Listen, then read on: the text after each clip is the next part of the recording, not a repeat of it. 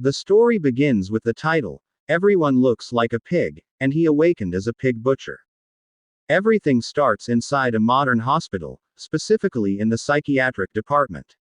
A doctor is interviewing her patient, asking if she heard him correctly, that he claims every living thing he sees looks like a pig.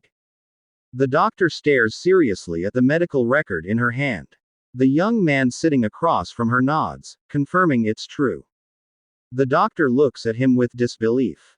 She moves closer, a curious look on her face, and asks if he's joking. Then she asks if that means he also sees her as a pig. The patient nervously nods again, afraid of what he's seeing, because in his eyes, even this beautiful woman in front of him has the face of a pig. The doctor frowns in confusion. She says it's the first time she's encountered such a case. With a curious tone, she tells the young man that he's quite handsome. She stood in front of the young man and slowly unbuttoned his clothes. She then says they'll run a physical examination to check if his body functions are normal. The young man's eyes widen in surprise at her sudden approach. The doctor continues the consultation and asks, "What do you see now?" The patient stares at her silently. What he sees is terrifying.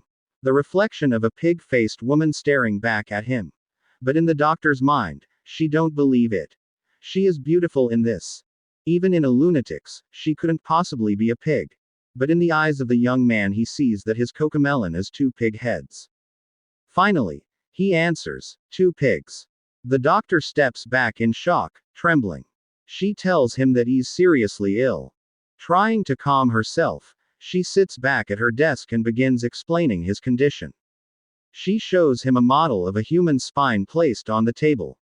Pointing at it, she explains that his spine is severely deformed, which could be compressing his brain and optic nerves, causing his distorted vision of people as pigs. The young man listens quietly, shocked, and asks what can be done to fix it. The doctor sighs and replies that surgery is the only option. However, the success rate is low, and failure could result in paralysis from the neck down.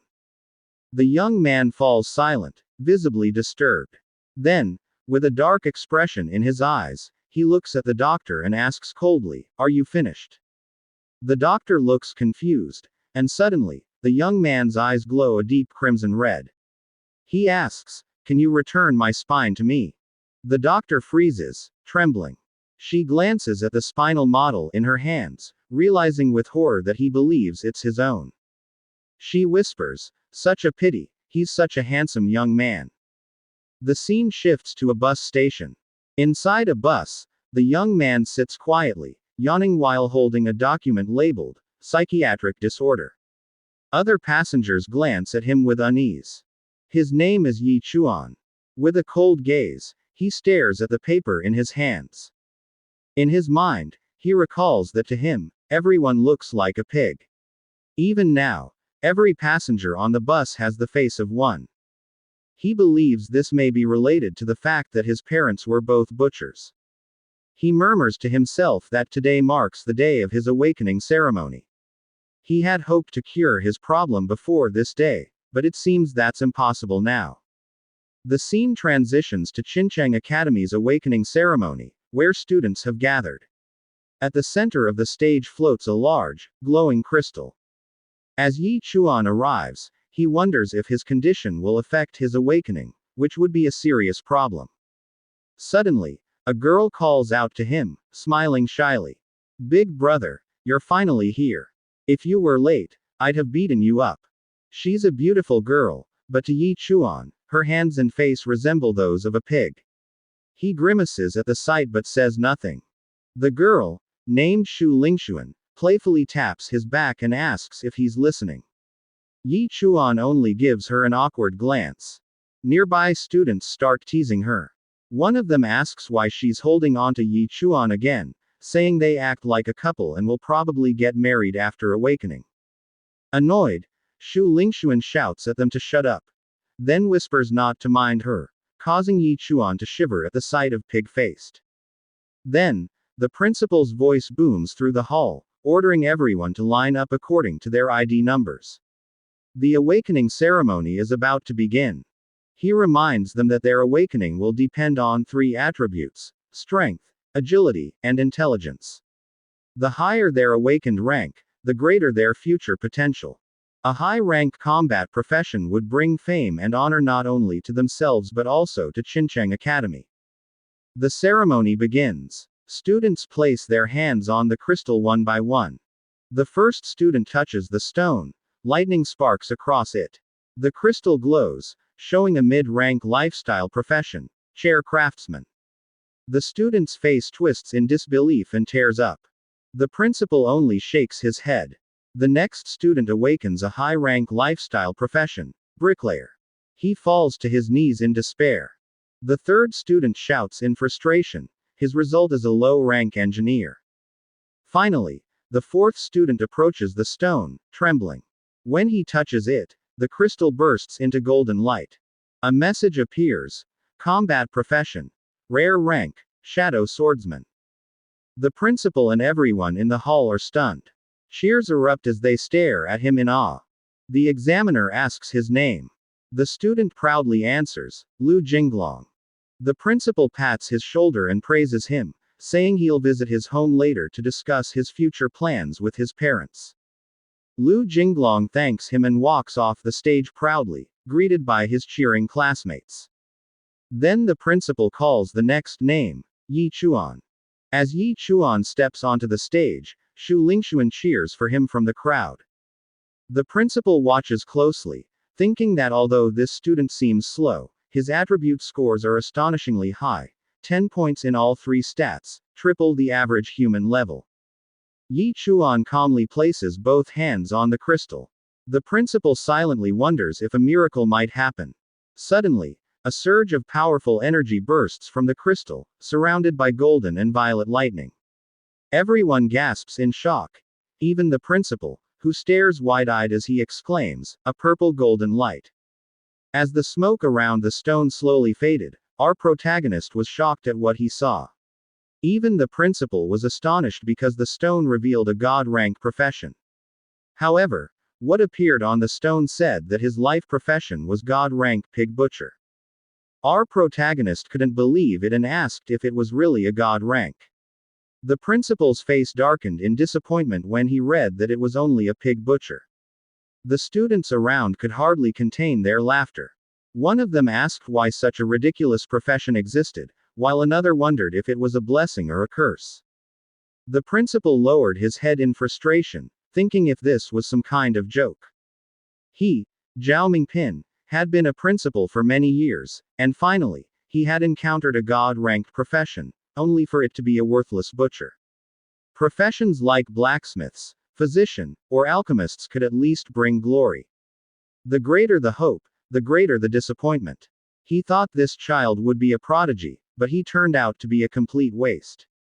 Holding his forehead, the principal struggled to even call out his name, stuttering in disbelief.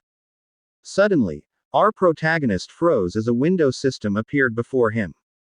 Reading it carefully, he saw a strange message that said, "Nemesis of the Pig Clan." A faint smile crossed his face when he realized that any extra damage dealt by pig-type enemies would be 50%. His eyes gleamed with excitement, feeling as if his mental illness had somehow become an advantage. Since everything in the world looked like pigs to him, this ability seemed perfect. As he walked down the stage, the students in front of him continued to laugh mockingly. Lu Jinglong sneered, saying he thought Xincheng Academy would produce a true dragon, but who would have guessed? It was only a pig butcher.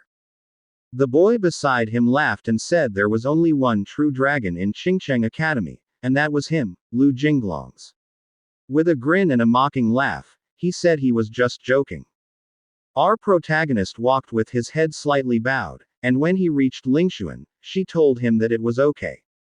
She patted his head and praised him for awakening as a god-ranked meat butcher, saying maybe he was following in his father's footsteps. The male students nearby burned with jealousy and anger at what they saw. One cursed under his breath, while another nearly cried, biting his sleeve in frustration, saying how lucky Yi Chuan was. Blushing, Lingxuan shyly said that his father would definitely be proud of him. Looking at her, Our protagonist thought about how they'd been neighbors since childhood. Their families both had life professions and were always close. The principal then called for the next student, Shu Lingxuan. Before stepping up, she teasingly stuck out her tongue at Yi Chuan, saying it was her turn. She wondered whether she'd inherit her mother's tailoring profession or her father's winemaking one, but she didn't care what profession she'd get. She said she would always stay by Yi Chuan's side no matter what. Yi Chuan could only stare at her silently. Slowly, Lingxuan placed her hand on the stone. The giant crystal emitted a brilliant blue light, and everyone could feel the powerful pressure radiating from it. Lingxuan's eyes widened in shock as she looked at the display. Even the principal couldn't believe it. The stone revealed that her combat profession was of legendary rank, Snow Soul Sword Immortal. The principal was astonished. She did not expect Lingxian to awaken a legendary combat profession, especially when her parents only had simple jobs. Lingxian stood in the center of the stage, elegant and composed, with blue energy swirling around her body. The principal approached and smiled. "Don't worry," she said. "If you need help in the future, Qingcheng Academy will do everything to support you." Lingxian bowed slightly, her voice edged with confidence. "Thank you very much," she replied before stepping down from the stage. As she walked, she heard two students whispering at the side. "Isn't her boyfriend just a pig butcher?" One whispered. "And now she's a legendary combat class. Do you think he'll still follow her?" The other laughed. "Probably not. She's surpassed that guy's level. If the man has any shame, he'll leave on his own." When Lingxian approached the protagonist, she gave a light, restrained clap and a small smile. "I know we had our misunderstandings before," she said coldly, "but from now on, that's over. We live in different worlds now." The protagonist froze, seemingly unable to believe it. Behind Lingxian, Lu Jinglong and his group grinned, clearly enjoying the moment. The protagonist forced a smile. "I understand," he said softly. Lingxian nodded. "I know it's hard for you, but stop pretending. You're just an ordinary butcher, and there's nothing wrong with that, but please don't chase me anymore. If you don't object, let's end it here. Don't bother me again." The protagonist smiled faintly and turned away. Finally, he thought, "I'm free from this woman."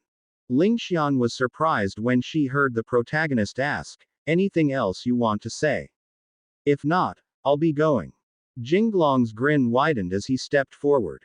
"Want me to teach this guy a lesson? So he can see how far apart you two really are." Lingxian remained silent, her cold gaze fixed on the protagonist, and that was enough for Jinglong to understand she agreed. He immediately shouted, loud and mocking, "Hey, pig butcher, come here. Let's see how brave you really are." But Yi Chuan kept walking, ignoring him. Furious, Jinglong ran forward and grabbed Yi Chuan's arm, yelling that he was talking to him and asking if he was deaf. Yi Chuan turned his sharp, glowing eyes toward him and asked coldly what his problem was. His gaze was like that of a demon, causing Jinglong to freeze in fear and step back instinctively. He imagined himself as a pig tied to a chopping block, awaiting slaughter. The watching students couldn't help but laugh loudly. One of Jinglong's friends came forward, asking what was wrong, but Jinglong only cursed in anger. Humiliated, he launched a sneak attack while Yi Chuan's back was turned.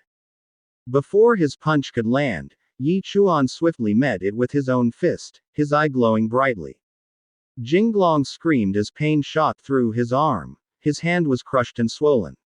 Lingxian and his friend were stunned, unable to comprehend what had just happened. "This is impossible," Jinglong shouted. "He's just a pig butcher." Standing firm, Yi Chuan replied coldly, "I am a butcher, so it's only natural that I'm strong." Jinglong's friends rushed forward, shocked by the condition of his hand. Consumed with rage, Jinglong screamed that he would kill Yi Chuan. A glowing blue sword appeared in his hand. Seeing this, one of the gossiping girls whispered that it was over. Jinglong was serious now, and Yi Chuan was as good as dead. The other wondered why a mere butcher would dare fight someone from a combat class, saying he should have just apologized. Pointing his sword at Yi Chuan, Jinglong shouted that his blade could cut through steel pipes, vowing to cripple him. But before he could strike, the air suddenly turned cold, and snowflakes began to fall. His sword froze, and ice spread rapidly across his body. Terrified, Jinglong tried to move but couldn't. He struggled to turn his head toward Shu Lingxuan, angrily demanding why she was helping him. Lingxuan stood tall, surrounded by a chilling, powerful aura. In a cold voice, she told them to stop fighting. She looked at both of them and said she didn't want to see them fighting because of her. Lingxian stepped forward and said he had to accept that they no longer belonged to the same world. She said this would be the last time she would help Yi Chuan, and also, their final farewell to the past. Instead of feeling sad, our main character just stood there indifferently, scratching his ear. As Shu Lingxuan turned away, he gave Yi Chuan one last warning, to leave Qingcheng, because the next time Lu Jinglong sought revenge, he would no longer help him. But this didn't bother our protagonist. He simply yawned and calmly said that if there was nothing else, he would be leaving, then started to walk away. The two gossiping onlookers were confused, wondering why our main character didn't seem to take the situation seriously. The scene shifted. Our main character was now walking alone in the city during sunset. He suddenly stopped when a woman with a large dog blocked his path. The dog barked loudly, becoming an obstacle in his way, and he stared at them. Then his vision changed. The woman turned into a gigantic pig, and the dog into a monstrous wild boar. As the dog bit the hem of his pants, the protagonist remained calm and asked the woman if she could pull her pig away, then corrected himself, saying dog, because it was blocking the road. The woman became angry. In his vision, the pig woman stepped closer, shouting if he owned the street, if he had no manners, and that young people nowadays had no compassion. But instead of getting angry, he felt a sense of peace. He took a deep breath, thinking this was the perfect chance to test his new power. Without hesitation, he kicked the dog with full force. His foot glowed faintly with blue energy, and the woman's eyes widened in shock. With a single kick, the creature died instantly. The woman froze, tears falling down her face as the spirit of her beloved pet floated upward.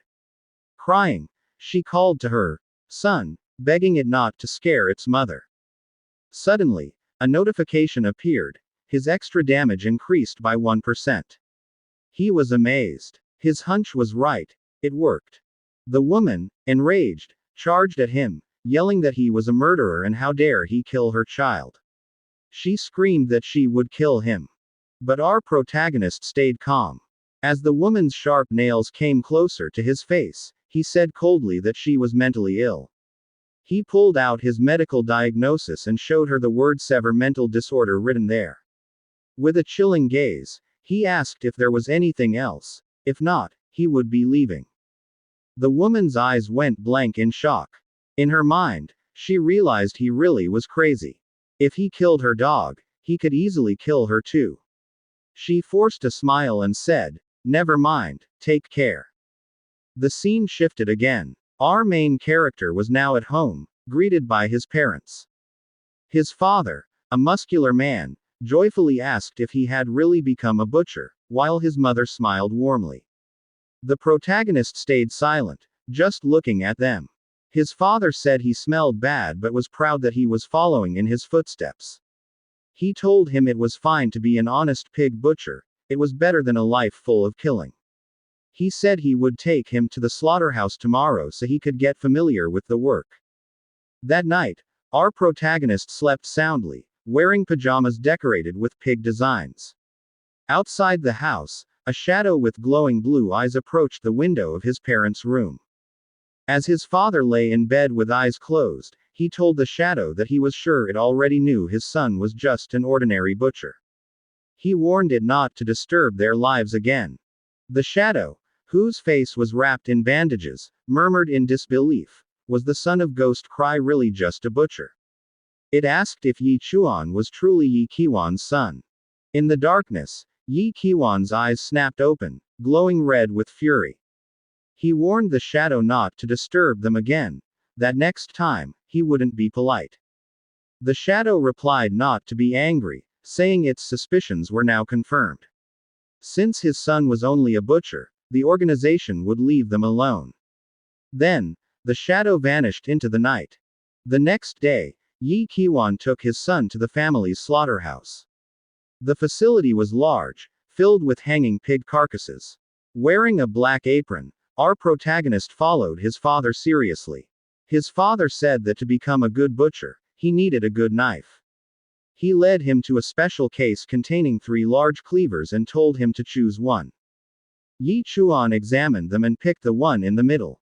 As he grasped it, a blue notification appeared. He had selected the pig-slaying knife and activated his god-slaying edge. For every pig he killed using this knife, he would automatically gain 0.1 attribute points. As the son held his weapon, Yi Qiwan began the first lesson. The first step, he said, was to learn how to use the knife. A large pig hung in front of them. In the protagonist's eyes, it appeared as a huge wild boar, groaning faintly. His father instructed him to aim for its weak point to ensure a clean kill, and to try it himself. He swung hard, slashing the hanging pig, causing blood to splatter everywhere. The pig died instantly. A blue notification appeared, saying he had killed 1 pig using the butcher knife. He gained 1% extra damage, his level increased by 1%, and he received 0.1 attribute points. His father looked startled and slightly uneasy, sweating as he told his son he did well, but there was one problem. The target he hit wasn't in the best spot for a clean kill. He should aim for the main artery in the neck. The protagonist silently turned to him, surprised by what he heard. Then his father approached and placed a hand on his head, saying he knew that butchering pigs could be boring for someone his age, but this was their way of life. The protagonist pointed at the other pigs and asked if he could kill all of them. His father laughed heartily, saying, "That's my boy," and told him that if he really wanted to, he could handle all the pigs, even those meant for Uncle Lee's and Uncle Chen's. As his eyes glowed red, he slashed the pig's throat. Once it died, a notification appeared. His level increased by 1%, his extra damage rose by 1%, and he received another 0.1 attribute point. His rank increased to level 2. He killed another pig. His rank rose to level 3. He continued slaughtering pigs non-stop until sunset. By then, he sat surrounded by hanging carcasses, watching the notifications before him. It stated he had killed 49 pigs, gaining 100% extra damage and raising all his stats from 10 to 15. His current rank was level 5 beginner. From a distance, his father watched with another man, who asked if that was really his son. He remarked that the boy seemed addicted to the work, as he'd been doing it every day for a week. Yi Qiwan just laughed proudly, while the man beside him stared, saying that after all, his son was a god-level butcher. As our protagonist looked at his knife, he thought that he was already used to it. Maybe it was time to leave the slaughterhouse and see the outside world. The next day, he left home with a backpack, thinking about how in this world, countless monster races were growing stronger and demons were spreading rapidly. Humanity was no longer divided into nations, they had formed a human federation divided into 9 special zones. Xingcheng City was located at the border of the 5th special zone. The scene shifted to the city's border, where our protagonist walked toward the massive gate. He was stopped by a large axe. The man holding it told him that since his profession was a life skill class, once he left the city, he should stay within a 1-kilometer radius. Going farther would put him in grave danger. The man asked if he understood. Our protagonist simply stared at him seriously and said nothing. Upon leaving Xingcheng City, he headed straight into the forest. As he walked, rustling sounds came from behind him. Suddenly, a goblin appeared, laughing while holding a knife. Then its appearance changed. In his eyes, it became a pig goblin. Judging by the color, he thought it really was a goblin. He activated his skill, Blood Shadow Butcher. His eyes glowed red as he thought this was the perfect time to test his power. Sensing danger, the goblin screamed in fear, but before it could react, our protagonist slashed its neck with his butcher knife. A notification appeared, saying that he had killed a goblin boar.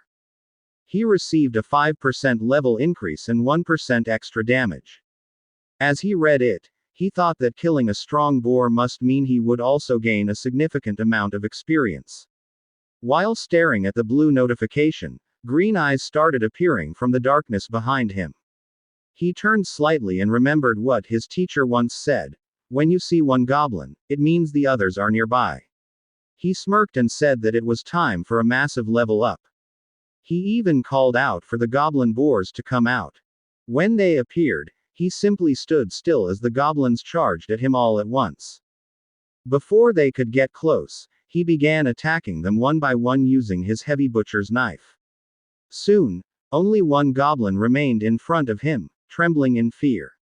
As his eyes glowed red, he told the last goblin to come at him, that they were going to play. The goblin's eyes widened in horror and it turned to run away. He immediately chased after it until he reached a cave. He said that this must be where the goblins were hiding. He entered, eyes glowing and a grin on his face. Moments later, screams echoed throughout the cave.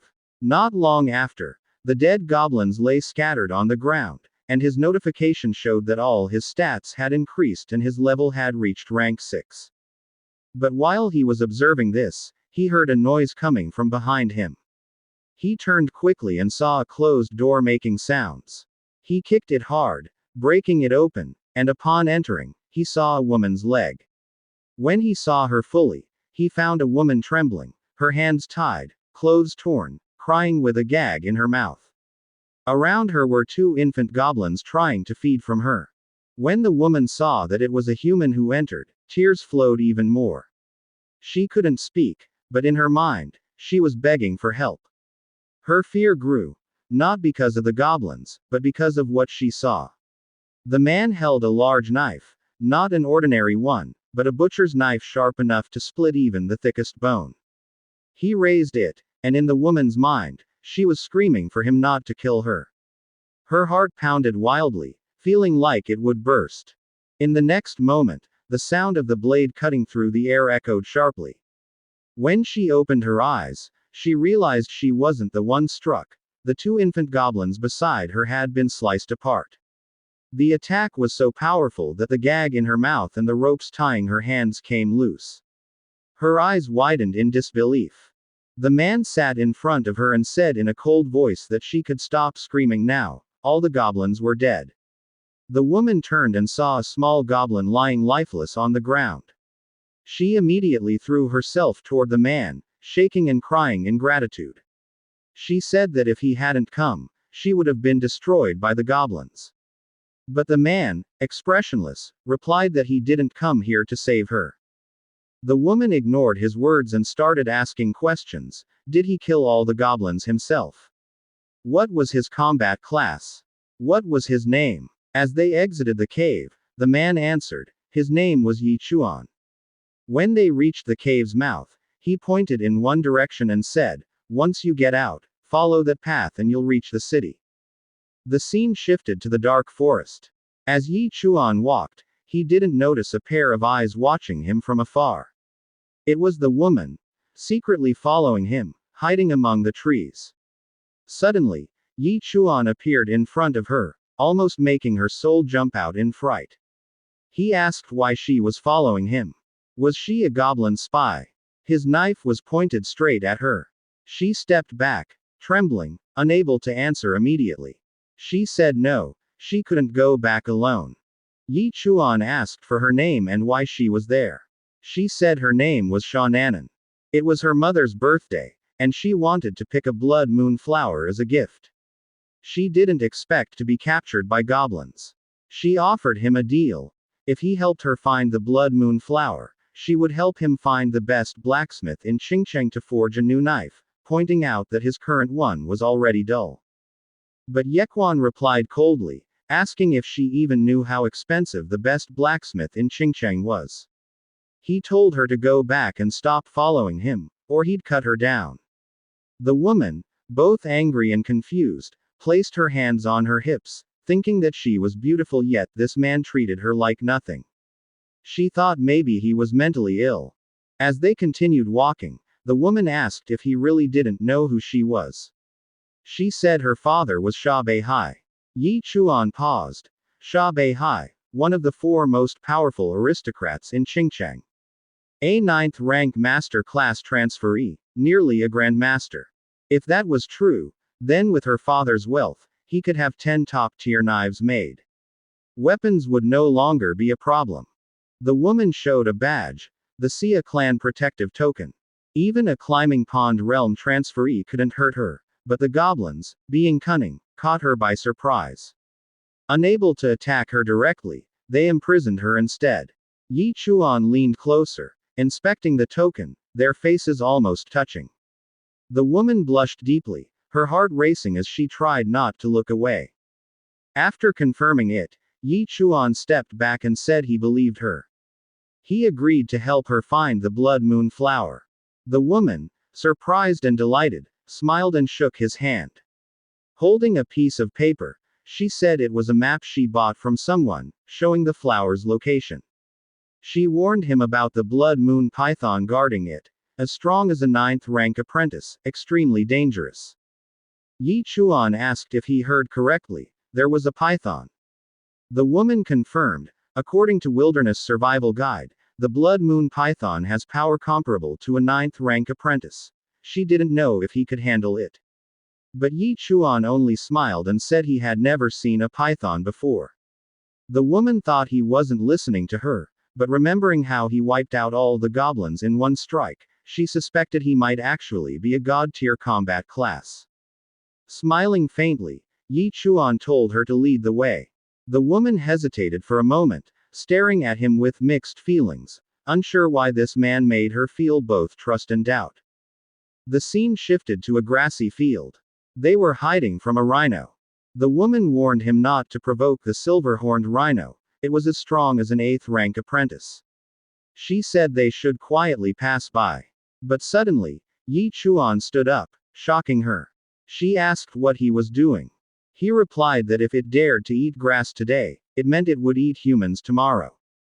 He wouldn't let it live. The woman's eyes widened, turning pale, asking if that was really his reason. Before she could stop him, Yi Chuan charged toward the rhino. As he approached, he unleashed 3 swift and powerful slashes. The rhino fell to the ground, bloodied and lifeless. The woman stood frozen, stunned by what she saw. She couldn't believe what just happened, that he had killed it with a single attack. At that moment, she realized, this man was something else. His strength was beyond anything she'd ever seen. After successfully killing the silverhorn rhinoceros, a system window immediately appeared in front of the protagonist's vision, confirming that he had leveled up to rank 7 apprentice. His pig clan nemesis bonus damage also increased to 122%. As he looked at his simple butcher knife, now showing signs of wear and damage, he wondered how much longer it could last against enemies this strong. Meanwhile, the girl, still unable to believe what she had witnessed, suddenly approached him and firmly asked what his profession was. Calmly, he replied that he was a life-type profession, a pig butcher. The girl's eyes widened in disbelief, insisting that it was impossible for someone with a life-type profession to kill a silverhorn rhinoceros in a single strike. The protagonist ignored her and walked toward the rhino's corpse. He started slicing off the valuable silver horn of the beast, thinking to himself that it was a nice harvest. He casually explained that maybe the rhino was old, which made it easier to kill. Though still confused, the girl seemed to accept his explanation and mentioned that they were getting close to the place where the blood moon flower could be found. She thought to herself that this boy didn't seem to be lying.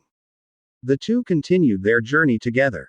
The scene shifted to another part of the forest, where the principal of Qingcheng Academy was walking with his students, Shu Lingxuan, Lu Jinglong, and 2 others.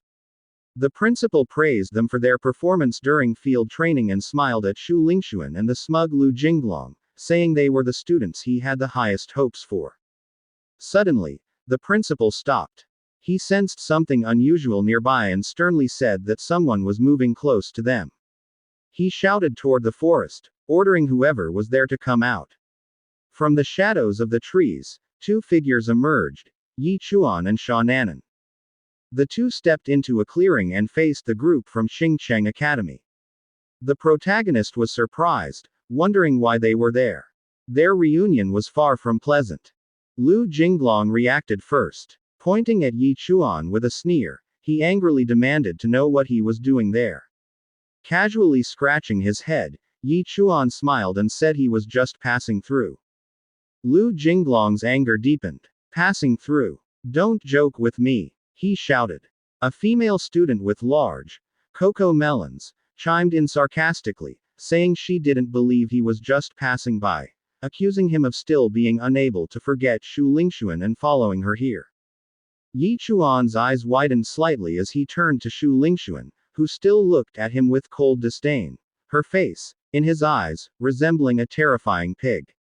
She called out his name with a chilling tone, reminding him that she had already told him they were from different worlds now, and demanded he stop following her.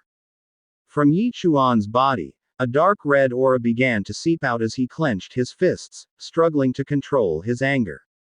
Seeing this as an opportunity, Lu Jinglong smirked and yelled that this was perfect. He had long been waiting for the chance to get revenge. He released his energy. A purple aura enveloped his body, and a shimmering sword resembling a katana appeared in his hand. His companion exclaimed that it must be a yellow rank, low-grade spirit weapon. The principal watched silently, impressed by Lu Jinglong's rapid progress. In just a few days, he had reached rank 4 apprentice and obtained such a strong weapon. He thought Lu Jinglong could probably fight even a rank 6 apprentice. As the tension rose, Shu Lingxuan stepped forward and coldly reminded Yi Chuan that she had already warned him to leave Qingcheng. This time, she said, she wouldn't help him anymore. Beside Yi Chuan, Sha Nanan blushed, looking worried, and asked if he had some grudge against those people. But instead of answering, Yi Chuan calmly asked her how much a yellow rank, low-grade spirit weapon was worth. Sha Nanan, startled by the question, hesitated before saying it might be worth hundreds of thousands, then asked if he even understood how serious the situation was. Meanwhile, Lu Jinglong, consumed by rage, recalled the humiliation he suffered at the awakening ceremony when Yi Chuan stole his spotlight. Determined to take revenge, he shouted and leapt into the air, swinging his glowing sword down toward Yi Chuan with all his strength. The principal and the others widened their eyes. Yi Chuan didn't even try to dodge. Instead, he raised his worn butcher knife to block the attack. The moment their weapons clashed, Lu Jinglong's confidence surged. The blade of Yi Chuan's knife shattered completely.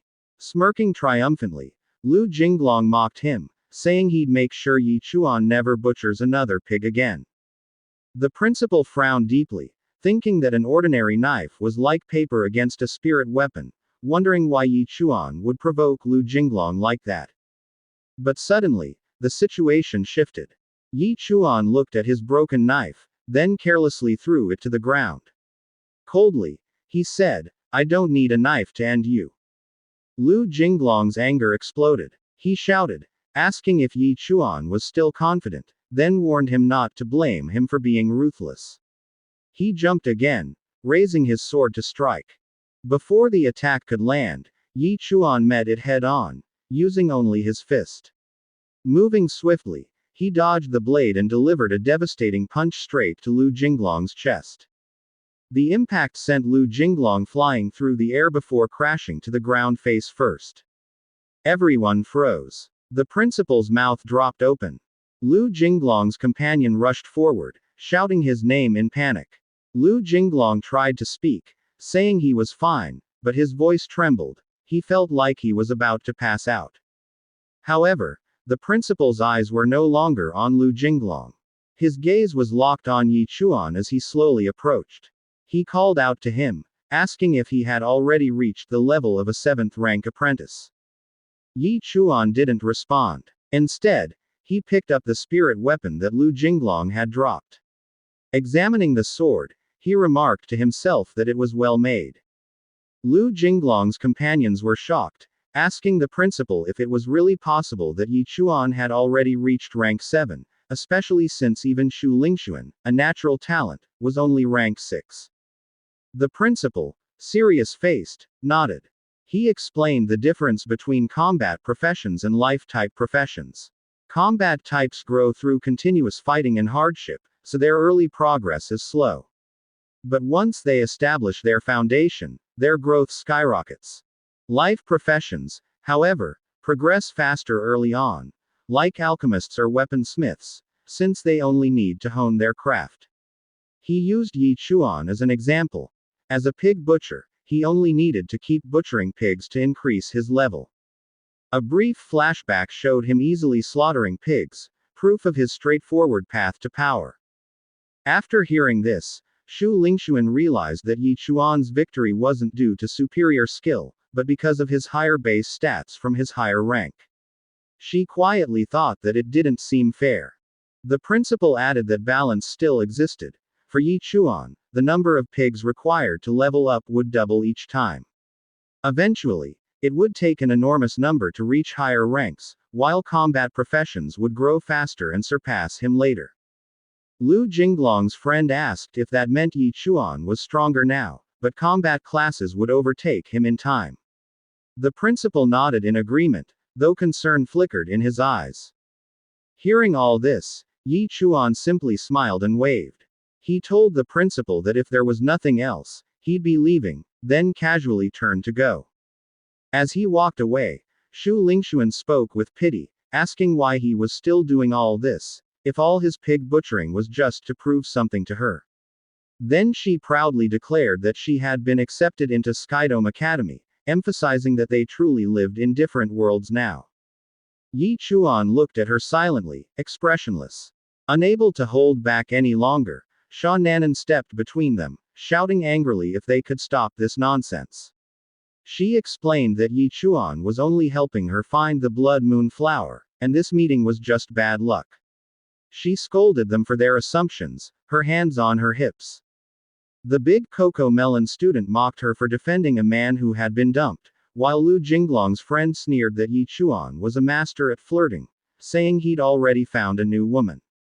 Xiaonan had enough. She slapped them all across the face, one by one. Even the principal got hit by accident, left stunned with a red handprint on his cheek. Standing beside Yi Chuan, Xiaonan glared fiercely and shook her hand.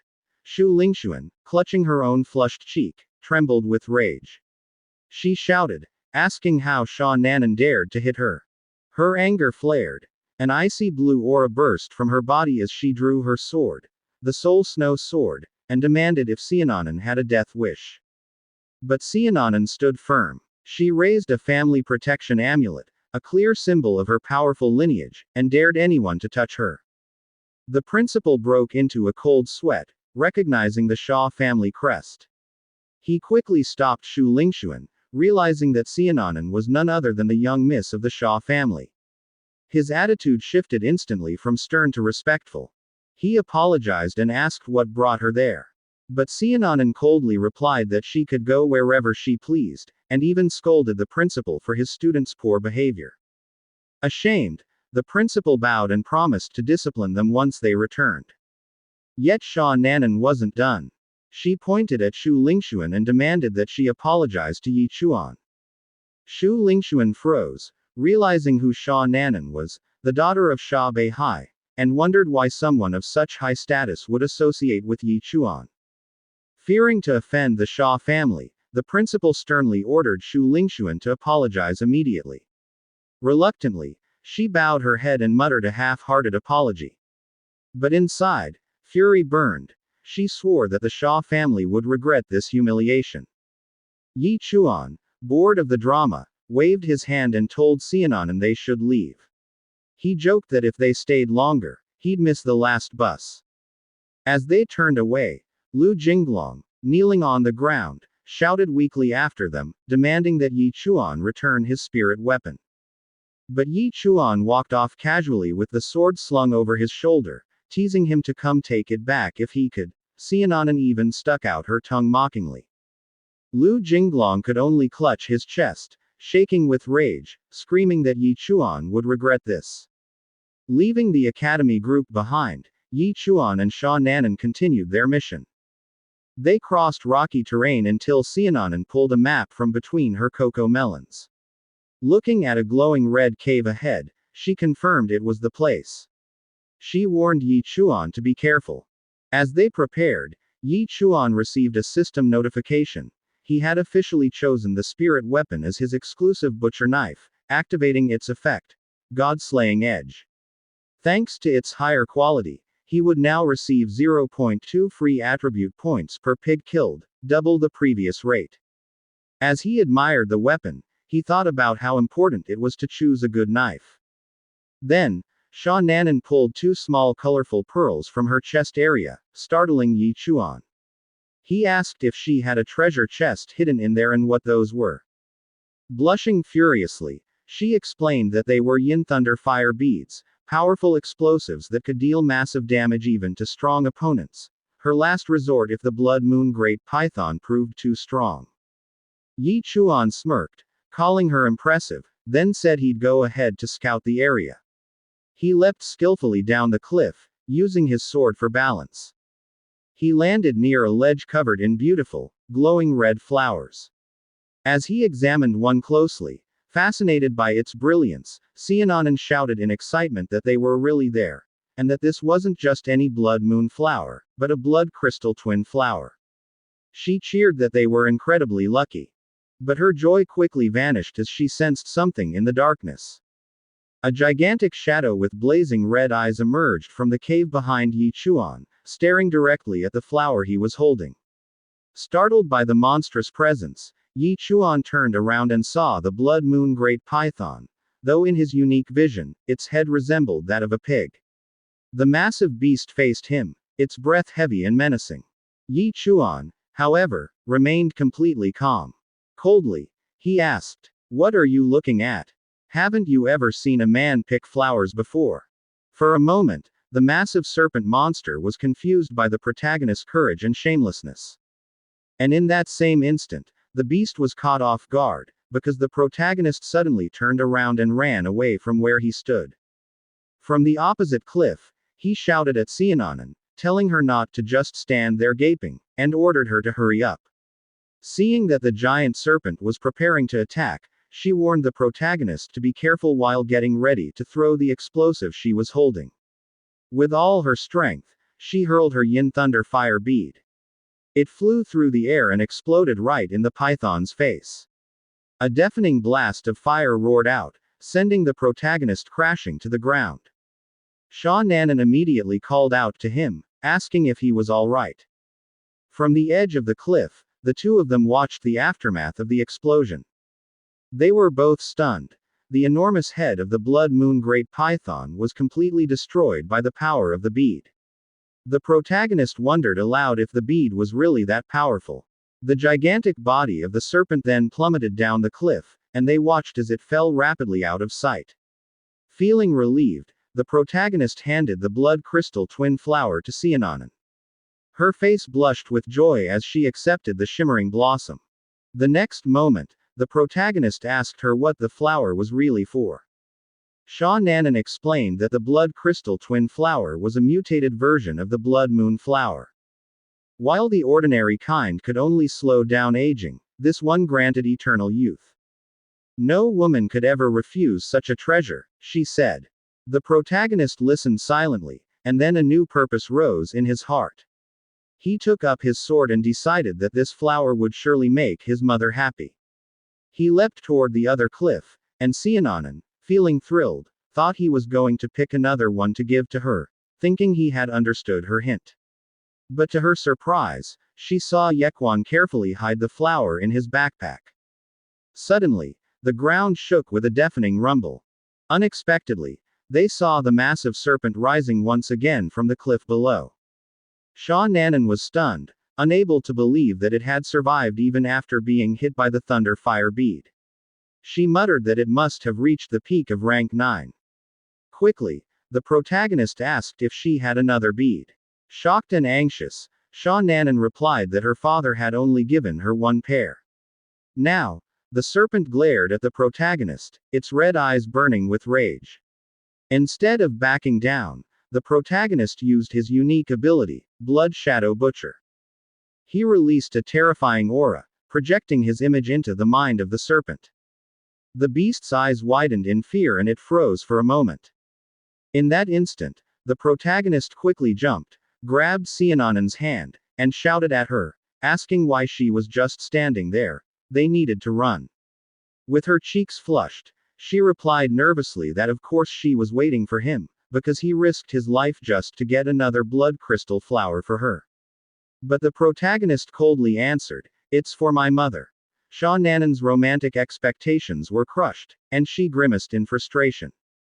Then, the massive serpent snapped out of its fear and attacked again, fiercer and hungrier than before. It opened its gigantic jaws and lunged at them. At that moment, Siananan said in despair that it was over, they were going to be caught. The protagonist cursed in his mind, thinking that this woman really caused him a lot of trouble. Before the serpent could devour them both, he shoved Sha Nanan away to save her. With a loud crash, he was swallowed whole by the massive serpent. Sha Nanan screamed, her eyes wide in horror as she called out the protagonist's name. She kept shouting, asking if he could hear her, commanding him to come out of the monster's body. The giant serpent attacked again, and just as it opened its mouth to devour her, a bright red light burst from its side. Yechuan's sword pierced through from within. A crimson glow flared from its throat, slicing through its flesh in a violent slash. Sha Nanan stared in shock as the serpent's massive head fell before her. Amid the gory scene, the protagonist emerged, drenched in the creature's blood. He stood up and calmly asked Siananan if she had been calling his name earlier. Overwhelmed with relief, she threw her arms around him, nearly crying with joy, thanking him for being safe and saying she didn't want anyone dying because of her. But then she frowned and glared at him, complaining that he stank, and that she almost got spat out by the serpent as waste. A system notification appeared. Special type beast defeated successfully. Yi Chuan's level increased by nearly 80%, reaching rank 8. His bonus damage against beasts rose by 1%, and he gained an additional 0.2 free attribute points. After their victory, the protagonist suggested they head back. When they returned to Qingcheng, they were greeted by worried faces. An elderly man in traditional attire hurried over, overjoyed to see Sha Nanan again, saying he'd almost fallen sick from worry and had already been about to send people to search for her. But Siananan smiled brightly and presented the shining flower, saying they had found it and that her mother would surely be pleased. The steward scolded her, saying that if she wanted a blood crystal flower, they could have easily ordered their men to look for it. The outside world was dangerous, and something terrible could have happened to her. But Sha Nanan ignored him and insisted that she wanted to personally pick it for her mother, and that there was no problem since she had someone protecting her. The steward turned to look at the young man and asked who he was.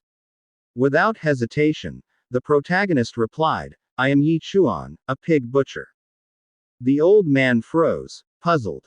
He thought that since the blood moon great python appeared wherever blood crystal flowers grew, why would Miss Shaw find a fool with a life-type profession to protect her? But when he looked at the boy again, he couldn't deny that this youth might really have slain a blood moon great python. In the end, he praised the protagonist and removed a golden ring from his finger, offering it as a reward, saying it was worth 200,000 for helping their young lady. But the protagonist brushed it aside coldly and said, "I don't need it. I only want a butcher's knife." Our protagonist rejected the manager's offer, repeatedly saying that the only thing he wanted was a butcher's knife. The manager asked in confusion why he wanted a knife for slaughtering pigs, wondering if there was something wrong with the young man's head for refusing such a valuable thing in exchange for a simple tool. Sha Nanan stepped forward to explain. She told the manager, whom she called Master Zhao, that the young hero wanted to find the best blacksmith in Qingcheng to forge a spirit weapon for him, as they had agreed. Upon understanding this, the manager agreed to handle it. He urged Sha Nanan to go home with her guards, as her father was already worried. As she was being led away, Sha Nanan waved at our protagonist, asking if they would see each other again. After she left, the manager faced our protagonist with a serious expression. He said that while their family was grateful, he warned him not to entertain any inappropriate thoughts about the young lady. In our protagonist's mind, he had no romantic interest at all, since he only saw Sha Nanan as another pig-headed person. He assured the manager that there was no problem and that all he wanted was a top-tier spirit weapon. When the manager understood, he immediately turned around and informed our protagonist that the best blacksmith in Qingcheng, Master Tai Xin, had good relations with their family. He told Yi Chuan to visit him the next day after he had arranged everything. Having said that, the manager left. The scene shifted to a forest clearing where the giant snake had been slain. Now its massive monster was being eaten by wild animals.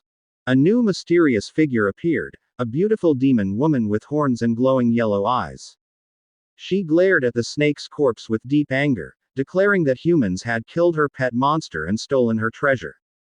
Her forked tongue flicked out as she said she had memorized their scent, and they would not escape her. As one of her eyes glowed, she released a strong red aura from her entire body, spreading around and terrifying the animals that fed on the snake's corpse. The story returned to the city where Yi Chuan was seen walking down a street with a stolen spirit weapon strapped to his back. He arrived at a shop that bought and sold monster materials at high prices. Upon entering, he told the female shopkeeper that he wanted to sell some monster materials and placed the horn of a silverhorn rhinoceros on the counter. The shopkeeper was shocked that someone like him had caught a silverhorn rhinoceros and offered him 10,000 for the horn. Our protagonist was amazed at the price. He quickly explained that his father only earned 100 for each pig slaughtered, meaning this horn was worth the same as slaughtering 100 pigs. As he thought about this, he noticed a shiny object on display. He pointed at it and asked if 10,000 would be enough to buy it. The shopkeeper smiled, praising his good eye. She explained that the item was a golden scale soft armor forged from the scales of a fire serpent. She praised its ability to provide protection and keep the wearer warm. However, she regretfully told him that its value was 150,000. Once again, our protagonist was shocked, exclaiming that his father would have to slaughter 1,500 pigs to earn such an amount, which surprised the shopkeeper even more. She even asked what he meant about pig slaughtering. Thinking quickly, our protagonist asked if he could make a trade instead. He placed the spirit weapon he had taken from Lu Jinglong on the counter, which the shopkeeper immediately recognized as a yellow rank spirit weapon. Excitedly, she agreed to the trade, saying it was more than enough. She immediately had him try on the new armor, saying it seemed as if it were truly made for him. In the shopkeeper's mind, she was intrigued. She thought that if a young man possessed so many valuable items, he was likely of high fighting rank. She decided that if she could win this young man over, she might never have to worry for the rest of her life. Putting her plan into action, she sensually touched his body as she adjusted the armor. She told him that normally, there would be an additional fee of 10,000 for the trade, but since he was handsome, she would let it pass for him. She only needed to find a chance to thank him. In our protagonist's vision, the woman turned into a blushing, seductive pig-headed creature. She approached and asked what his profession was. Without hesitation, our protagonist directly answered that he was a pig butcher. The shopkeeper froze, her eyes wide in shock, stammering in disbelief that he was a pig butcher. The story shifted back to the Yi family home. Our protagonist presented a shining blood crystal twin flower to his mother. She was shocked, immediately recognizing the rare item and asking where he had gotten it. Her shock turned into suspicion. She sternly confronted her son, accusing him of stealing the flower. He denied it, making up a story that he had seen two giant snakes fighting and found the flower on the ground. His mother was displeased. She pinched his cheek, scolding him for being reckless and going to such a dangerous place. She reminded him of the dangers, asking how a simple family of pig butchers could possibly handle the chaos of the forest. She forbade him from ever going there again. Our protagonist weakly agreed, saying he would not act rashly in the future. From the doorway, his father, Yi Chi-yuan, overheard the conversation and laughed proudly. But the moment was suddenly interrupted when someone shouted outside, demanding that Yi Chi-yuan come out. He opened the door, asking who they were. He saw two furious men. The leader, a man with fiery red hair, was Lu Xing. He confronted Yi Chi-yuan, accusing his son of stealing his own son's spirit weapon. Shocked, Yi Chi-yuan immediately called him Brother Lu and said there must be some mistake. In his mind, Lu Xing was once his childhood playmate, but now a well-known 6th-rank climbing pond realm professional in the city. Because of their gap in status, they had grown distant. He continued to plead, explaining that his son was just a simple pig butcher and could not possibly have stolen a spirit weapon. His explanation was cut short when Lu Jinglong stepped out from behind his father, pointing at our protagonist and shouting that he had taken his weapon. Lu Xing mocked his former friend, asking why he could not even raise his own son properly. He said he had confirmed the story with Principal Zhao Ming and only came after verifying the details. He demanded that Yi Chi-yuan ask his son himself if the accusation was true. The worry was clear on Yi Qiwan's face as he turned to our protagonist, who avoided his gaze and looked tense. Sweating, he asked his son what really happened. Our protagonist did not avoid the truth. He looked at Lu Jinglong and explained to Lu Xing that his son had tried to kill him. He said he only took the sword as payback and that Lu Jinglong was lucky he had even let him go. Lu Jinglong shouted in fury, denying it and insisting he had only wanted to spar. Lu Xing ignored his son's cries and offered a solution. He said that out of respect for Yi Chi-yuan, he was willing to forget the matter if the sword was simply returned. But our protagonist directly answered that he had already sold the sword. That revelation struck like lightning. Lu Xing, Lu Jinglong, and even Yi Chi-yuan were stunned, speechless, and frozen in shock. The weight of the truth crashed down on them all, leaving them in utter disbelief. The news that the sword had been sold greatly shocked Lu Xing, Lu Jinglong, and Yi Kai-yuan, leaving them stunned in disbelief. When he recovered, Lu Xing's face darkened with rage and he directly told the protagonist that since the sword was gone, he would have to compensate with the sum of 1 million. Yi Kai-yuan tried to plead, saying the amount was excessive and that a spirit weapon of that kind was only worth around 200,000, but Lu Xing had no interest in the explanation. Instead, he released a terrifying purple aura to intimidate them, clearly showing that he was not negotiating but commanding. The protagonist grew angry at what he heard but was restrained by his father, who quickly agreed that they would repay the debt, explaining that they just needed time to gather such a large amount of money. Lu Xing gave them half a month to produce the sum and sternly warned his former friend that if they failed to pay, he himself would mercilessly teach the boy a lesson. As they left, Lu Jinglong smirked mockingly. Returning home, the protagonist's parents were overwhelmed with worry. His mother, anxious, asked her husband what they should do, suggesting he try to beg his childhood friend for mercy. With little enthusiasm, the father replied that he would try to bring pork as an apology gift, but it was clear he was crushed under the weight of the 1 million debt. Seeing his parents' distress, the protagonist stood up and bravely declared that they should not worry because he would handle it.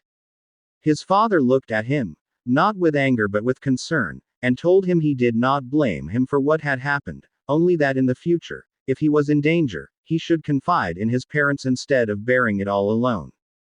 With those words, the protagonist felt the heavy weight of his father's love and resolved that he needed to have his new spirit weapon forged immediately. He believed that once he grew stronger, Lu Xing would no longer be a threat. But before the conversation could end, his mother stared at him suspiciously. She asked if he was hiding a secret, pointing out how valuable the blood crystal twin flower was and questioning how a simple butcher's son could have such a treasure. Worried for her son's safety, she voiced her doubts. At that moment, the protagonist decided he could hide no longer. With a heavy heart, he confessed that he was not normal. His parents were shocked, but his mother immediately misunderstood. Her eyes widened as she asked if her son's secret was that he was not attracted to women. The protagonist shook his head in exasperation, but his mother pinched his cheek and said she was open-minded, assuring him it was fine if he liked men instead, encouraging him to pursue his happiness, while his father quietly nodded in agreement. His father even added a confusing comment that it was fine as long as he didn't approach him, which only baffled the protagonist further. Annoyed, he clarified that he was not attracted to either men or women. He revealed the real reason. He had a mental condition that caused him to see all living beings as pigs. Suddenly, the scene shifted to his perspective, where his parents appeared as two pig-like beings, stunned in shock. In an instant, his father gripped his shoulder, struck by a chilling realization. Because he was a butcher and saw all beings as pigs, it meant he could kill any creature as if it were just a pig. The protagonist nodded in confirmation. Finally understanding the meaning behind it all, his mother asked her husband if their son's profession was actually combat type. With full trust and newfound pride, his father confirmed it. With the truth revealed, the father's demeanor changed. He called his son to follow him, deciding that it was time to teach him real skills. Under the dark sky illuminated by the moon, he led the protagonist along a long mountain path. He explained that after many years of pig butchering, he had developed his own unique pig-slaying knife technique, and he would pass it down to his son so that he could have something to rely on in times of danger. The protagonist was confused, reminding him that he had already caused them a debt of 1 million, so why would he still be taught? But with a serious face, his father said that while 1 million was indeed a huge amount, the safety of his son was far more important. He began the lesson with a simple principle. The greatest truths are simple, and so is pig slaughtering. Holding the sharp cleaver, he instructed his son to watch carefully, for he would teach only 3 moves. At the mountaintop, the air filled with powerful purple energy, appearing as countless blades in the sky. Surrounded by this force, his father raised the cleaver with both hands. With a mighty shout, he unleashed the awe-inspiring first strike, as if slicing through the very scenery, revealing a breathtaking view of the full moon and the stars in the cosmos. The protagonist could only stare from below, speechless in shock. He could not believe that his father, whom he thought to be a simple butcher, possessed such power. After the strike, his father calmly turned and named the technique Fallen Star. Without pause, he announced the second cut. He leapt into the air, the cleaver flashing with radiant energy, and with a powerful spin, released an immense wave of force that seemed to cleave the moon of the heavens in two. The protagonist cried out in disbelief, asking how his father could do such an impossible thing. Gently landing, his father explained that it was only an illusion. The strike warped space itself, refracting the light to trick the eyes. With a proud smile, he prepared the third and final move. This time, instead of the knife, he concentrated terrifying red energy into his fist.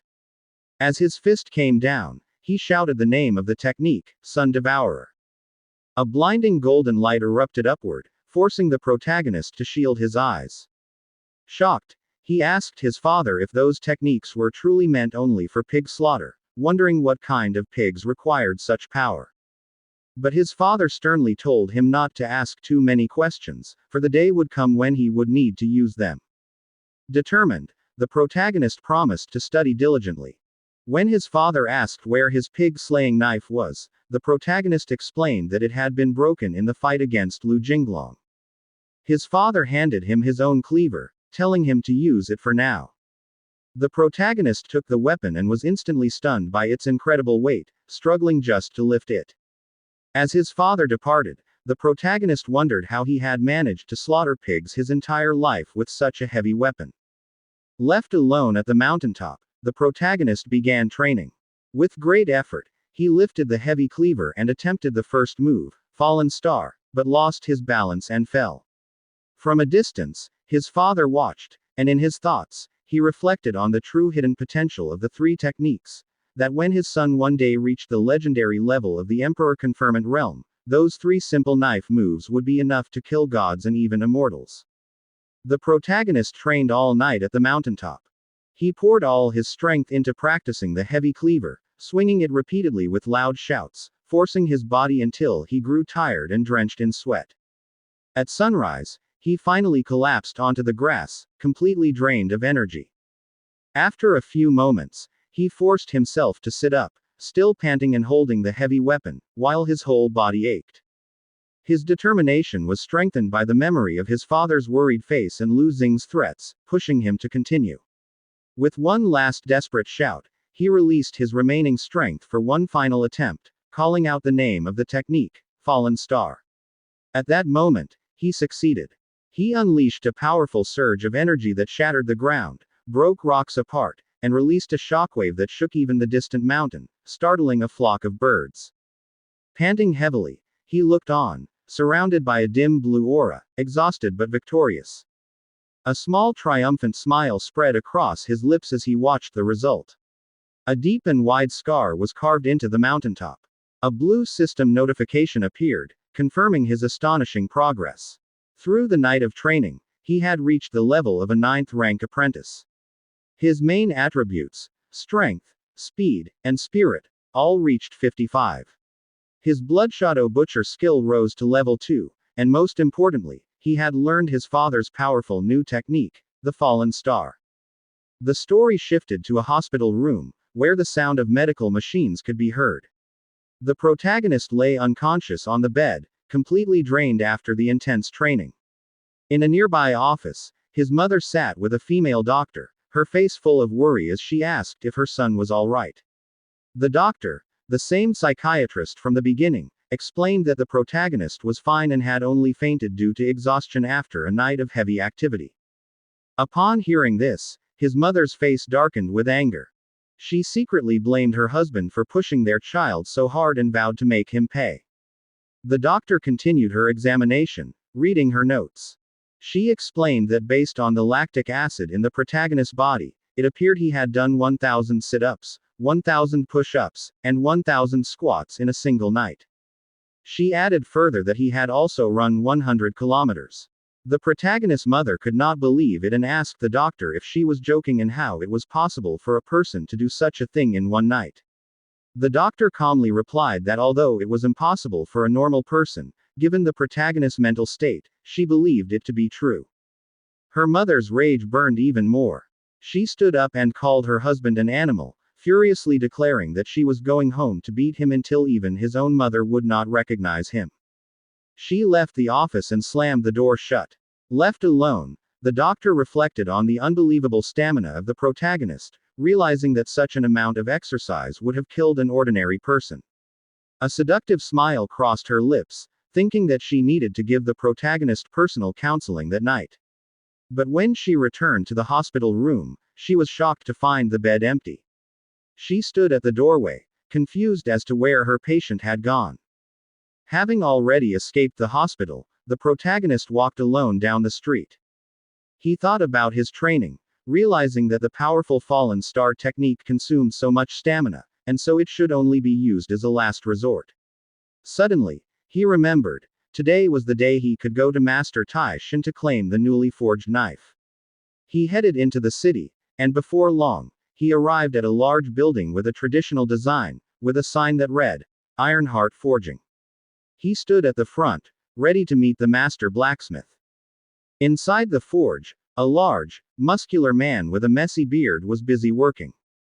In the protagonist's perspective, the master looked like a massive wild boar grunting in acknowledgement of his arrival. Master Taishan confirmed the boy's identity, and the protagonist only nodded.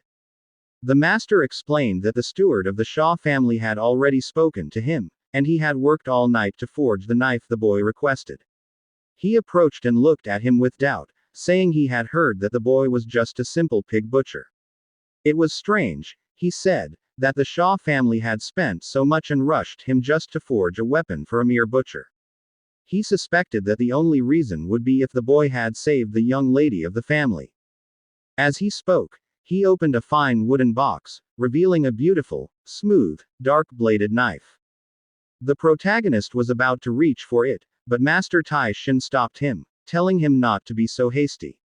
The master, who in Yi Chuan's eyes appeared as a fierce red-eyed wild boar, explained the extraordinary quality of the weapon. He said it was forged from a piece of 1,000-year-old cold iron, making it a high-quality, yellow-ranked weapon. He also gave a warning. A powerful knife chooses its owner. If the boy's strength was lacking, he might not even be able to lift it. The protagonist ignored the warning.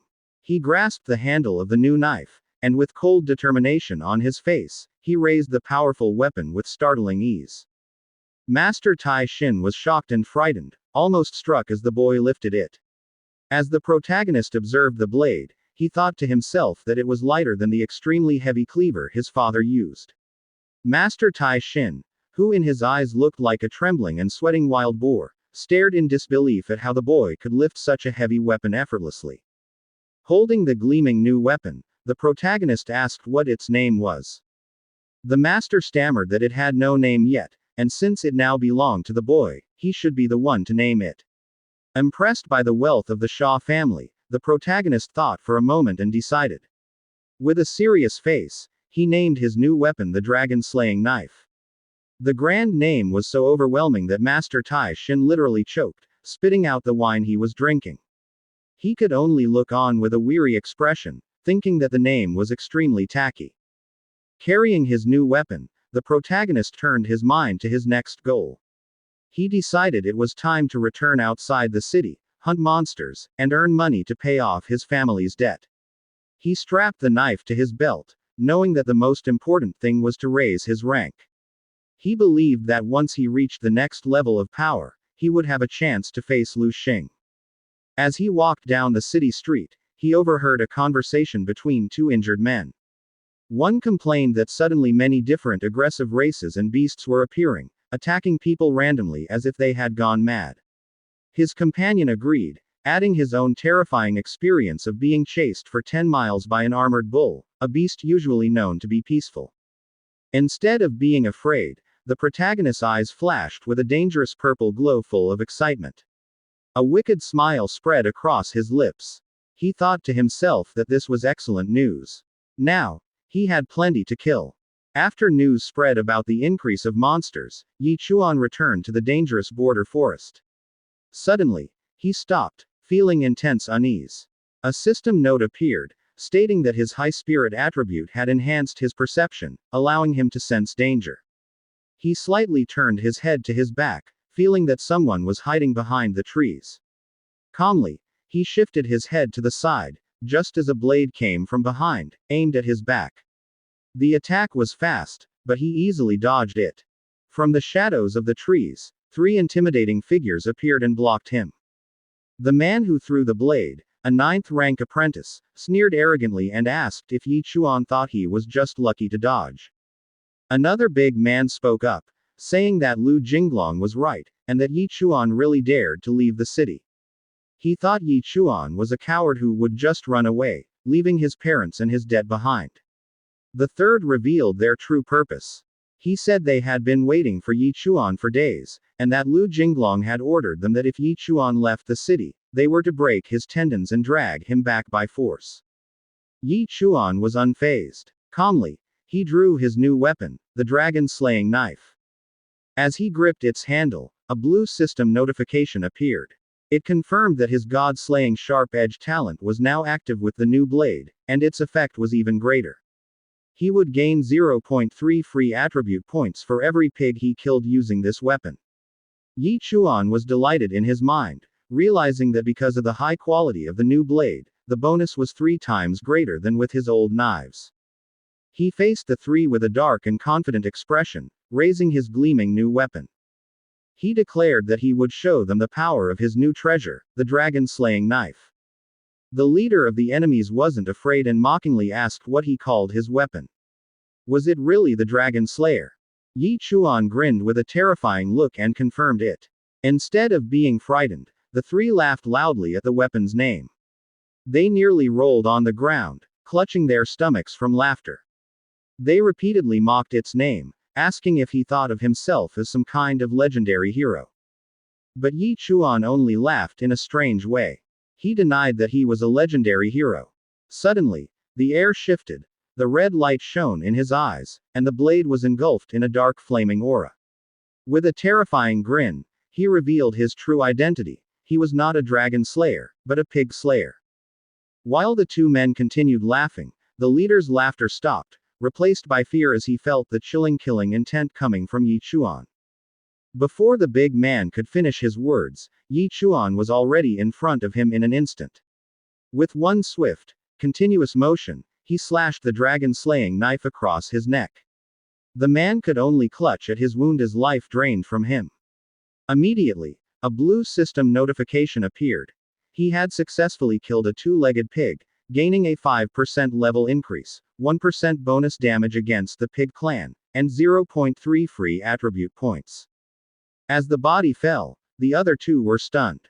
One asked if he was really dead. What just happened? Did the other even see it? Everything was so fast they couldn't follow it. In fear, the third man activated a speed-enhancing skill and fled, abandoning his comrade. The remaining one cursed his cowardly companion angrily. But only moments later, Yi Chuan appeared before him, and with a merciless swing of the gleaming blade, his head was severed. Another system notification appeared, confirming the second kill, with another level increase, bonus damage, and 0.3 free attribute points. Meanwhile, the last one kept running through the forest. He couldn't believe Yi Chuan's speed, thinking it was impossible. He couldn't keep up with his movements. To him, Yi Chuan was on another level, a monster. He tried to steal himself, thinking he was skilled in escape and no one could catch him. But his confidence didn't last long. The dragon-slaying knife struck his back with hair-raising speed and precision, piercing through him and nailing him to a tree. His life ended instantly. Yi Chuan slowly approached the corpse and pulled out his blade. The third system notification appeared, confirming the final kill and added rewards. He knelt down and said that they had started this. Then, he noticed a small scroll on the man's clothes. He immediately took it. Delighted, he said he didn't expect this. When he used it, a new system notification appeared. He had obtained a new movement skill, Phantom Shadow Step. When activated, it increased his agility by 30% for 30 seconds. He gave a vicious grin, pleased with the free skill he had gained. But it wasn't over yet. A massive clawed foot slammed into the ground, signaling the arrival of a giant monster. Yi Chuan immediately sensed its presence and leapt into a tree using his new skill to observe. From there, he watched the enemies he had killed. Suddenly, a monster full of black spikes, with many red eyes and a long tongue, approached one of the corpses. It immediately devoured the head. Seeing this, Yi Chuan wondered what kind of twisted creature it was. More monsters swarmed in and feasted on the corpses. Yi Chuan's expression hardened. With a cold grin, he decided he couldn't let them live since they ate humans. He activated Phantom Shadow Step, with the system confirming his agility boost by 30%. He quickly leapt from the trees and launched a downward attack. From the air, the monster noticed him and immediately unleashed a rain of sharp spikes. Yi Chuan was struck in the arm and body, but he didn't retreat. With overwhelming force, he attacked the monster using the glowing dragon-slaying knife, slicing the creature in half. A system notification appeared. He had successfully killed a spiked pig. He gained a 5% level increase, bonus damage, and 0.3 free attribute points. Only 80% remained before reaching the next realm. Though wounded, his red eyes burned fiercely. Despite the pain, he smiled, saying the wounds felt like nothing more than simple acupuncture. The two monsters sensed that something was strange around them and immediately turned around. They quickly moved in Yi Chuan's direction, their long tongues sticking out and their eyes glowing. The monsters froze when they saw Yi Chuan pretending to be one of them, acting as if he was eating a corpse. They were slightly confused and seemed to glance at each other. Then, they both returned to another corpse. A few moments later, one of the monsters moved to his front. They stared at each other for a moment. For some unknown reason, the monster was startled and frightened, and Yi Chuan used that moment to launch a swift attack. With a quick motion, Yi Chuan used his dragon-slaying knife and slashed the monster in half.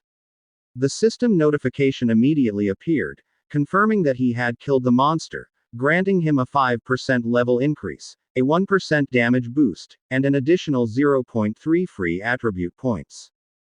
He did not stop and quickly targeted the next monster, which was busy devouring the corpse of another bandit. With full strength, Yi Chuan raised his knife and brought it down, cutting the monster vertically in half. Once again, the system notification appeared, confirming that he had killed the monster, granting him a 5% level increase, a 1% damage boost, and an additional 0.3 free attribute points. After the battle, Yi Chuan tended to his wounds. He grimaced in pain as he pulled out a long thorn from his arm.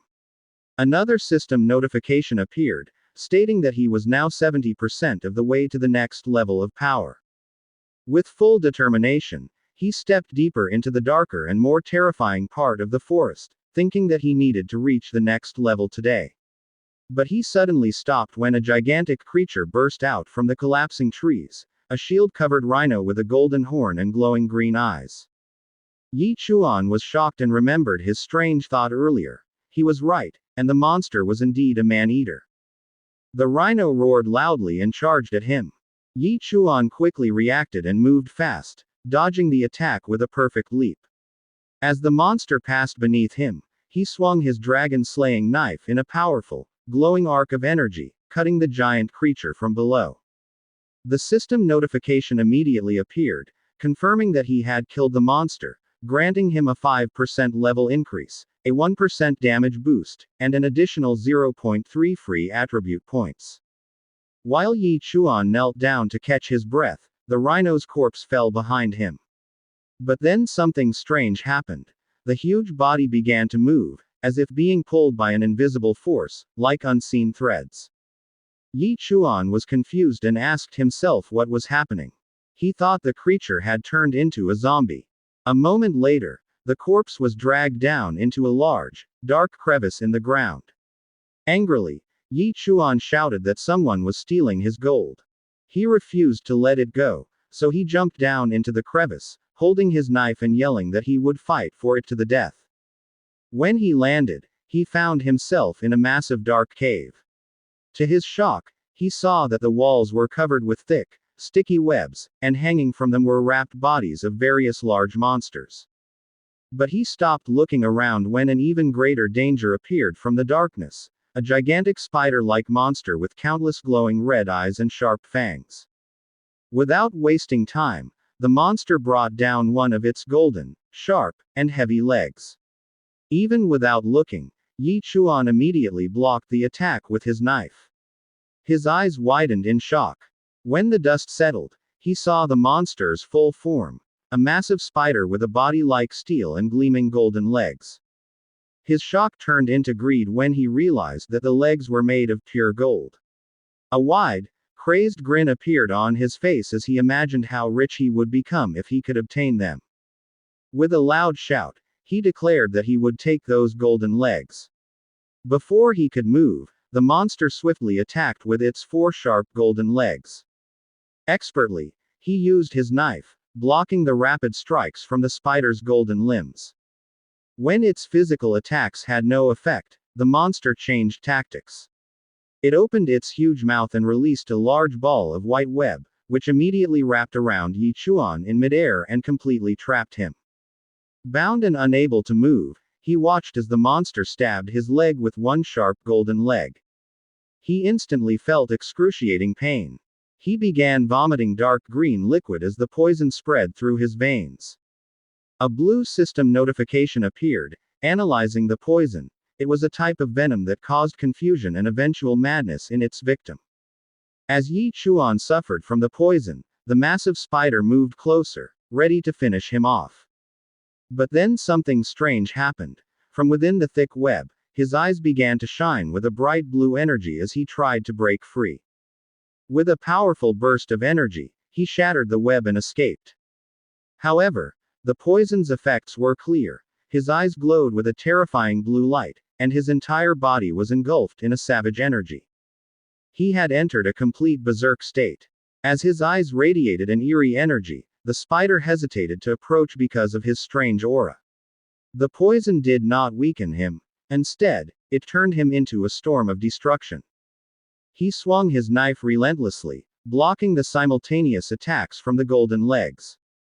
Because of the ferocity of his attacks, the monster was forced to retreat and defend itself. In fear, it tried to escape, but it suddenly realized it couldn't move. As it attempted to flee by shooting webs toward the ceiling, Chuan grabbed the sticky thread with his hands, refusing to let his prey go. He used the web to pull the giant monster down. With one final roar, he raised his knife and brought it down with all his strength, slicing the monster from head to abdomen. When the monster finally died, Chuan screamed in pain as the energy of madness consumed his body. The spider's body collapsed, green blood flowing out, and Chuan lost consciousness. The system notification appeared, indicating his victory. He had reached the next level of power, the first rank climbing realm. His main attributes, strength, speed, and spirit, had all reached a perfect 100. An hour passed. Chuan woke up beside a blazing bonfire, where a large piece of spider meat was being roasted. He wondered how he had leveled up and what had happened. When he looked around, he saw the large hole in the ceiling and the spider's golden leg lying nearby. He felt exhausted, but he had no memory of what happened after he was poisoned. Chuan had no idea about his berserk rampage, so he assumed it was a miracle, and that the spider had somehow died on its own nearby. He took a skewer of cooked meat, ready to eat, but before he could take a bite, he heard a seductive voice. From within the cave appeared the demoness who had been following him for a long time. She said that the smell of the roasted meat was delicious and, with a sly smile, asked if she could have a little. The demon woman slightly bowed to Chuan, her voice full of seduction as she commented on how fragrant the roasted meat smelled. She asked if she could have some. As she spoke, her eyes gleamed with a dangerous pink light. In her mind, she activated her charm ability, confident that any man who looked into her eyes would obey her and become like a dog following his master. But it didn't work on Chuan. Without any reaction, he simply continued chewing the meat on his stick and coldly said that if she wanted to eat, she should catch her own food because it was barely enough for him. The demon woman froze, shocked and confused. She couldn't understand why her power wasn't working. From Chuan's point of view, the reason became clear. In his vision, the seductive demon was merely a creature with the face of a pig, large horns, and a snout. He stared at her emotionlessly, wondering why she had horns. The woman changed her tactic and gave a sweet smile. She said it was fine if he didn't want to share, but she just wanted to ask a question. Chuan ignored her, still eating the roasted meat. Annoyed, the woman asked again if he had seen the blood crystal twin flower in the area. She explained that it was a treasure she had cared for over several decades, and angrily said that her pet giant snake had also been killed. She stepped closer, staring sharply at Chuan, and asked if he knew who did it. While chewing, Chuan slowly realized what she meant. Panic hit him when he realized that he was the one who killed the beast and took the flower. Shocked, he choked on the meat. The woman noticed his reaction and directly asked if he was the culprit. Trembling in fear, he quickly shook his head and gave a forced laugh, saying it wasn't him. The woman just stared at him, expression unreadable. Out of fear, Chuan quickly came up with an excuse. He said he knew who did it. A man named Lu Xing, and angrily added that the same man killed her pet snake. He even pretended to be angry at Lu Xing's cruelty. The demon woman smiled, pretending to believe him. She said she would go find Lu Xing, then turned around. But suddenly, she spun back, furious, and attacked with a huge clawed hand. She shouted, asking if Chuan thought she was an idiot. Chuan barely dodged and tried to block the powerful strike. Lightning sparks flashed where they clashed. Her eyes blazed with fury as she said she had known all along that he was the one. She explained that she remembered his scent, which was how she found him. Caught in his lie, Chuan shouted in frustration, asking why she even bothered to ask if she already knew the truth. The woman smirked, amused by his desperation. Then she unleashed her true power. A terrifying red aura burst from her body, wrapping around the area like fire. The energy formed crimson shadows that shot toward Yi Chuan, wrapping around him and lifting him upside down in the air. He screamed in shock as the shadows gripped his legs. The woman glared at him coldly and threatened, "Tell me where the flower is, or I'll kill you right here." On the brink of death, Yi Chuan released his hidden skill, Bloodshot O Butcher. His eyes glowed with a sinister red light. The situation immediately turned. The demon woman was filled with terror when she saw her own eyes glowing red too. She was trapped in a horrifying illusion. In her mind, she saw herself lying on a giant butcher's table, bound, while a monstrous version of Yi Chuan stood before her, eyes burning with hatred, holding a massive cleaver, ready to butcher her.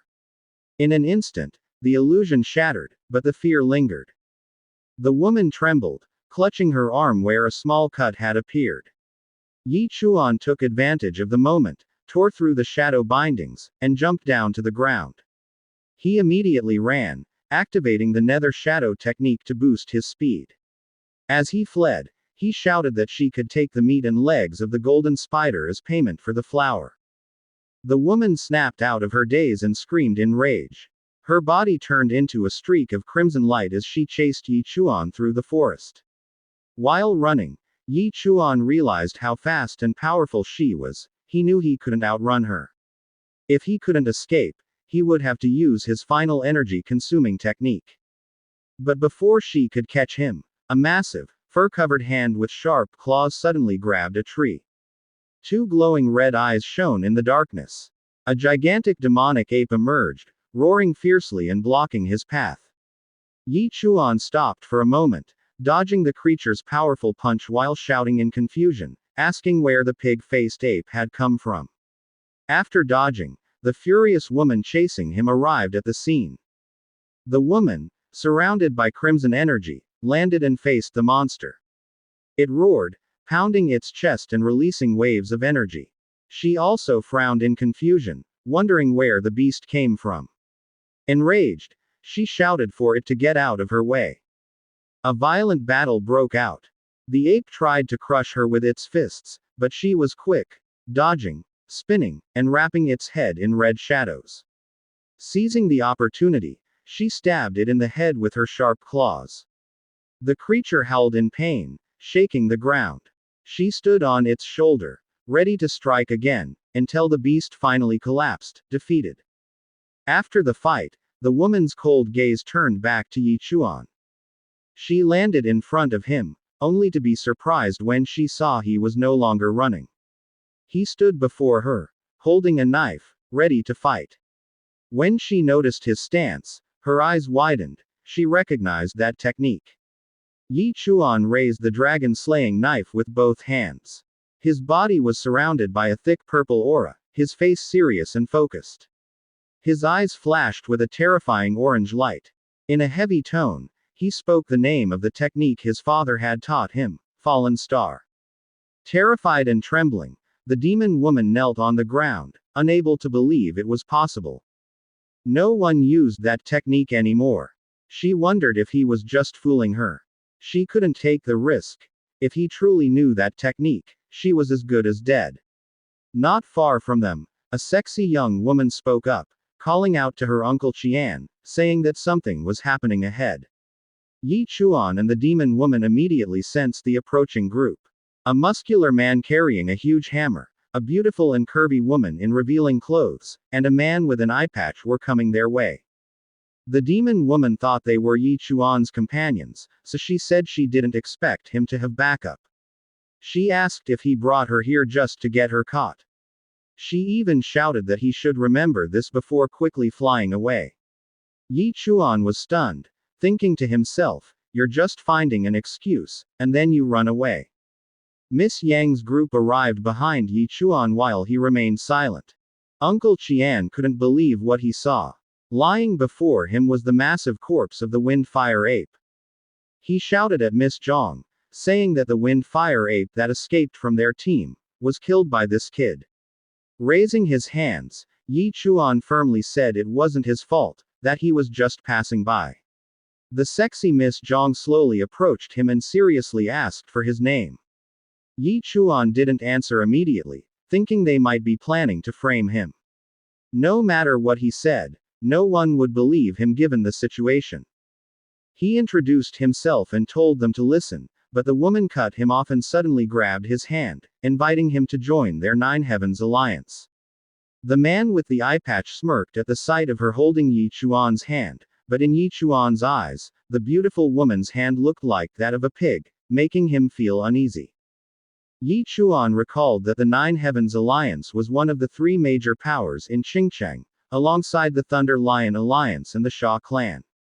Uncle Qian walked closer to the giant ape's corpse. He couldn't believe that this kid could kill a wind-fire ape at the 7th rank of the Climbing Pond realm in just one strike. He must be a hidden genius. Perfect timing too. They were recruiting members, and having him would be a huge gain. Yi Chuan thought about how terrifying that demon woman was, killing a 7th rank Climbing Pond realm beast in an instant. She might even become a problem for him someday. Still, he figured it wouldn't be bad to have some allies. Miss Zhang asked him what he thought. They were planning to face the Flame Blade King and needed powerful teammates. The girl was surprised when Yi Chuan asked who the Flame Blade King was. She thought, isn't he a combat class, but doesn't even know the Flame Blade King. She explained that the levels of professional advancement were as follows: Apprentice Realm, Climbing Pond Realm, Master Realm, and Grandmaster Realm. Each realm was divided into 9 smaller ranks. Once someone surpassed the 9th rank of the Grandmaster Realm, they could be sealed as a king. The Flame Blade King was already a being in the sealed king realm. Yi Chuan asked what one could gain from defeating him. The man with the eye patch scoffed and called him an ignorant kid, explaining that if he could defeat a powerful sealed king realm expert, he could inherit that person's title and rank. But that wasn't the kind of battle just anyone could attempt. Yi Chuan thought, so that means, with just one victory, you reach the top instantly. Of course, he wanted to give it a try. After a moment of thought, he boldly decided to join the Nine Heavens Alliance. The girl happily approached him, saying, "Great. We've gained another member for our team, one step closer to success." The man with the eye patch clicked his tongue in annoyance, saying, "How naive." Meanwhile, Uncle Qian took his knife and stabbed it into the beast's body. Yi Chuan saw him struggling and asked if he was skinning it. Miss Zhang confirmed he was right. To approach the Flame Blade King, one needed armor resistant to extreme heat, crafted from the hide of the wind-fire ape. Without it, entering his territory, the Burning Sky Valley, would melt a person instantly. They had planned to skin it after capturing it, but didn't expect it to bite through the metal chains and escape. Yi Chuan volunteered to do the skinning himself, boasting that he was skilled at such tasks. The woman was amazed and couldn't believe he could skin a beast. With a serious look, Yi Chuan declared he was experienced. He jumped onto the corpse, drew his Dragon Slayer knife from his waist, and with swift movements that left blue streaks of light in the air, he began cutting. After just a minute, he had perfectly removed the beast's hide. He placed it on a large cloth and carefully wrapped it up. The two men were left speechless at Yi Chuan's skill, and even Miss Yang's eyes widened in admiration at his surprising talent. Once they were done, they began walking away from the area. Uncle Qian told Miss Zhang that since they had obtained the hide, they could now craft the fire-resistant armor. Everything was ready.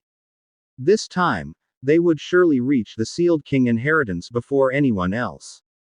But suddenly, 3 figures appeared ahead, blocking their path. The man standing in the middle looked at them with a frightening dark blue aura. Miss Zhang immediately recognized them. It was the Thunder Lion Alliance. She wondered why they were there. The 3 men grinned, and their leader, the one in the middle, called out to Miss Zhang, asking if she could hand over the Wind-Fire Ape's hide to them. The chapter ends here. Watch out for our upcoming uploads. Don't forget to like, share, subscribe, and click the notification bell so you'll always be updated on our future videos. The chapter ends here. Watch out for our upcoming uploads. Don't forget to like, share, subscribe, and click the notification bell so you'll always be updated on our future videos.